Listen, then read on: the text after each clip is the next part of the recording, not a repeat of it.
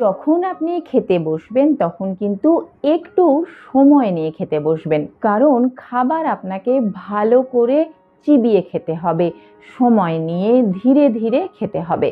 দৈনন্দিন কর্মব্যস্ততায় আমরা অনেক সময়ই যা হোক তা হোক করে খুব তাড়াহুড়োর মধ্যে খাবারটা খেয়ে ফেলার চেষ্টা করি। তাড়াতাড়ি খাবার খেয়ে একদম অফিসে বা যে কোনো কাজের জন্যই আমরা দৌড়ে ছুটে বেরিয়ে যাই। এবার এই অভ্যাসটা ধীরে ধীরে পাল্টানোর চেষ্টা করুন তো দেখি। সারাদিন তো আপনার কর্মব্যস্ততার মধ্যেই কাটবে, কিন্তু কিসের জন্য এই কর্মব্যস্ততা? একটু ভালো থাকার জন্য, সুস্থ থাকার জন্য।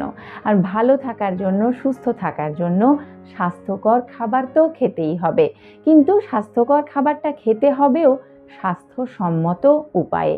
জানেন কি, আপনি যদি সময় নিয়ে ধীরে ধীরে ভালো করে চিবিয়ে খান, তাহলে সেই খাবার খুব সহজেই হজম হয়। কেননা সেই খাবারগুলোর মধ্যে যোগ হয় নানান রকম উৎসেচক।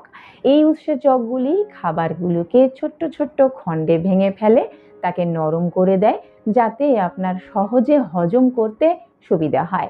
আর খাবার যদি সহজেই হজম হয়ে যায়, তাহলে বদহজম সংক্রান্ত সমস্যা আর কোনো সম্ভাবনাই থাকে না। পেট ফাঁপা, ফোলা, গ্যাস অম্বল, বুক জ্বালা, এই সমস্ত কিছু সমস্যা থেকেও কিন্তু আপনি ধীরে ধীরে মুক্তি পেয়ে যাবেন।